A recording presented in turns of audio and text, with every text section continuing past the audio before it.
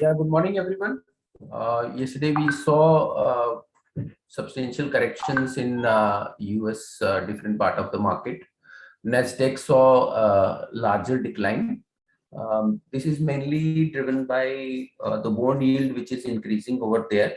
Yesterday also we talked about bond yield increase, and this has further increased to almost over 2.52.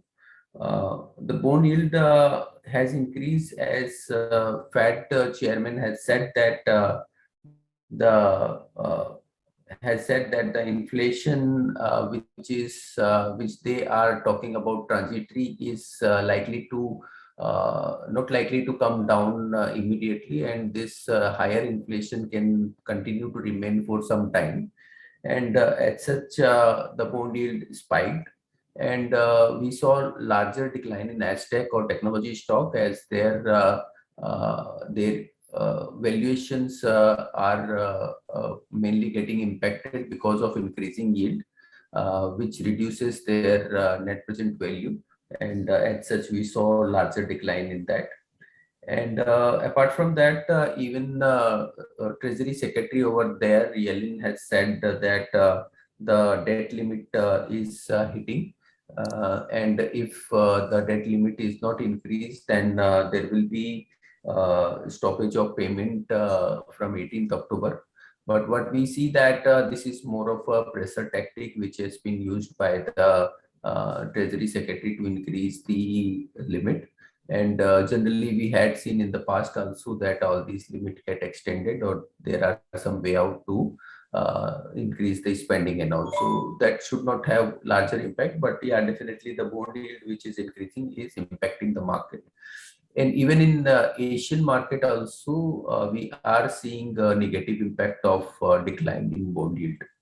So whenever we are seeing a decline, increase in bond yield or tapering and all, that has a larger impact on emerging market than even the US market also, because of the withdrawal of the money from the emerging market. As such, we need to be very more careful in emerging market.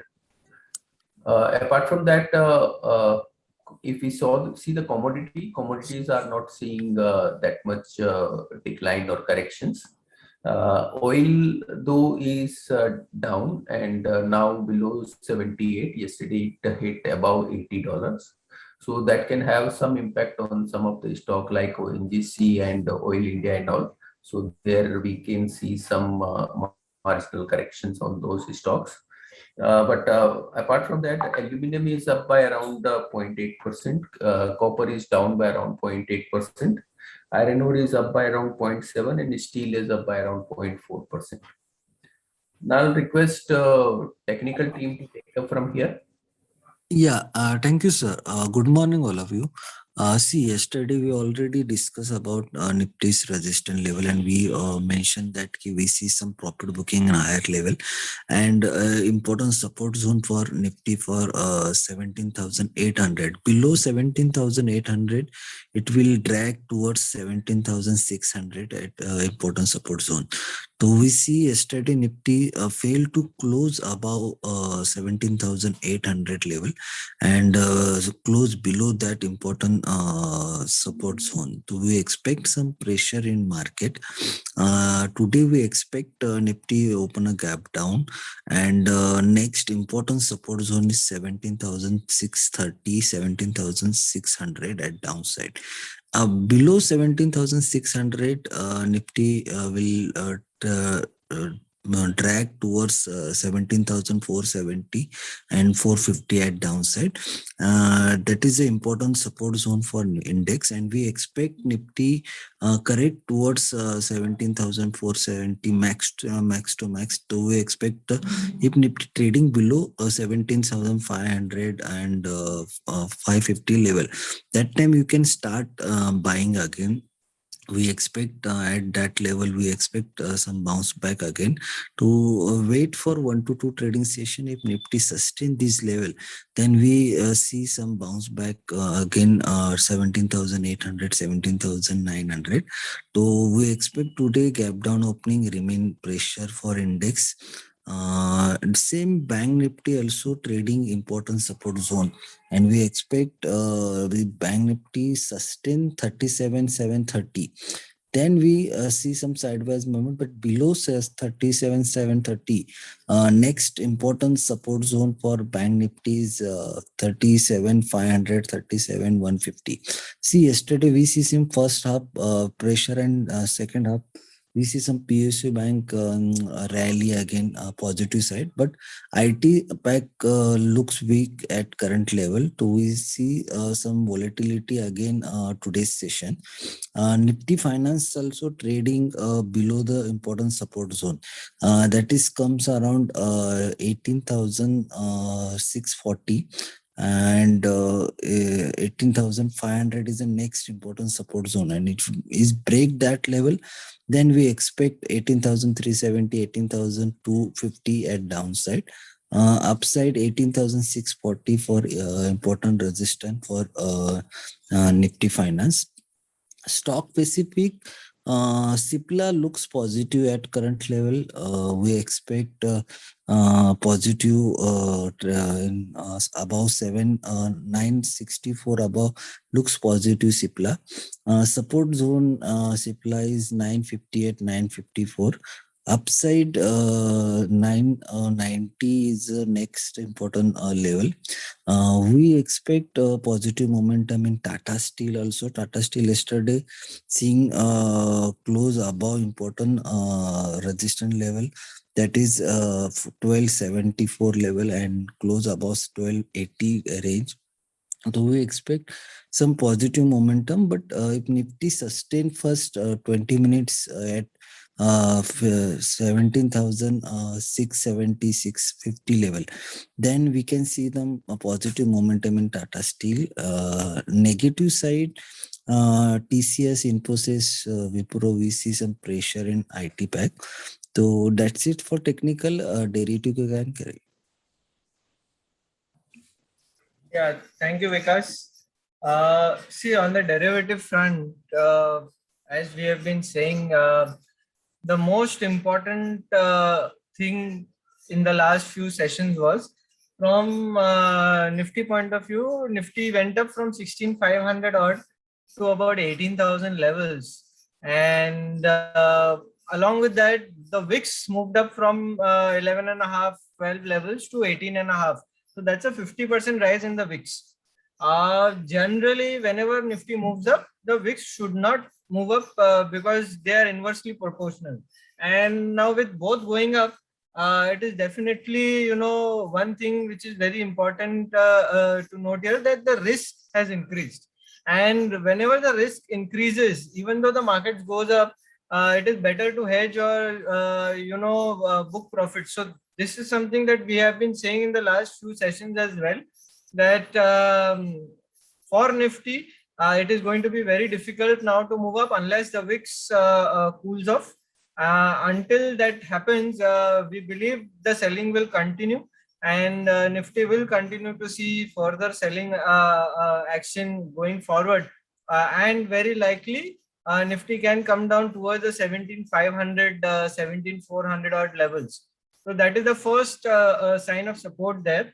However, if that also does not hold, we can see 17,000 levels coming in the next few trading sessions, but that is far. But at this point of time, for the next 1 or 2 trading sessions, 17,500 holds very much key, with about 80 odd lakh shares at the strike, at the put strike, all combined. The resistance is placed around the 17,700, 17,800 levels. It is going to be difficult to move up. Also, you see some large caps have seen good amount of open interest built up in the last few trading sessions, which means some shorts have been developed in the system, and that is bad as well. So accordingly, metal sector seems to be negative. Banking sector, especially private banks, seem to have generated some shorts. So these two sectors are likely to see some amount of selling pressure going forward. The only sector which has seen buying in the last 2-3 trading session is the pharma sector, and that is one sector which will hold the markets at this point of time. We like the pharma sector on the long side, so one can look to buy Lupin, Sun Pharma, Dr. Reddy for 2-3 days. They will give good returns in the next few days. That's it from my side. I'd like to ask the fundamental team to take over. Good morning. Suryodaya Small Finance Bank has said that they will discontinue the ATM services from 1st October. However, customers can use other banks' ATM to withdraw cash. But overall, this is a negative. The IPO had come some months back, and we had at that time also recommended to avoid the bank. So one can avoid this stock. HDFC AMC is in news because Standard Life will be selling 5% stake around 1.06 crore shares worth almost 3,000 crores at a floor price of 2870 rupees per share. This is a 7% discount to yesterday's closing price, so expect opening to be weak. Today, Aditya Birla Sun Life AMC IPO will be opening, and it will be closing on Friday. We have a subscribe rating on the IPO. Issue size is around 2,700 crores, and market cap will be 20,500 crores. The price per share is 712 rupees. It is one of the older mutual funds which was established in mid-90s. It is the fourth largest overall mutual fund in India, and the largest non-bank mutual fund, having a decent brand. Performance of the company has been broadly in line with industry metrics. If we look at all the parameters like share of individual AUM, share of beyond 30 cities, and SIPs in total AUM. So on all parameters, it is more or less in line with industry. On the negative side, just like other old mutual funds which are listed, this company is also losing market share consistently to smaller players who are entering, as well as other smaller bank-led mutual funds. So on valuation front, if we value it on PE basis on FY21, it is in line with the average of listed companies like Nippon, UTI, and HDFC at around 40 times FY21. However, if we value it on market cap to AUM basis, then it is at 7%, which is in line with UTI, but cheaper than Nippon, which commands around 11%. And in terms of ROE, it is decent, at around 34%, which is higher than UTI as well as Nippon. So there is some scope for gains on listing. Some modest gains is possible. So hence, we recommend to subscribe for this IPO. That's it from my side. Thank you. Good morning, everyone. Today morning, Lupin has announced that they have received an US FDA approval for a generic of Northera. Northera is the product which is used for osteoarthritic dizziness and lightheadedness. This has a sales of around $294 million in US, which is not a very big size. So this is marginal positive for Lupin for today's trade. Thank you.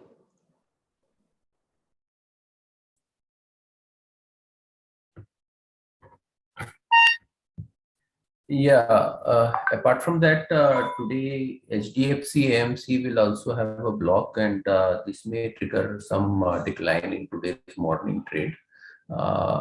What we see that the AMC business from a long-term perspectives are quite positive, but valuations are comparatively stretched for AMCs.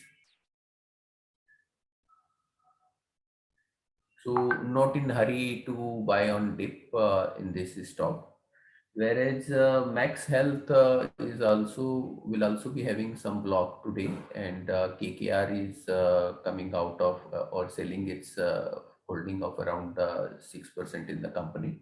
So here again, if we see the Max Health has performed very well in last 3-6 months, and in recent time it had seen some marginal corrections. So any decline in this stock seems quite positive. The outlook from a long-term perspective for Max Health is positive.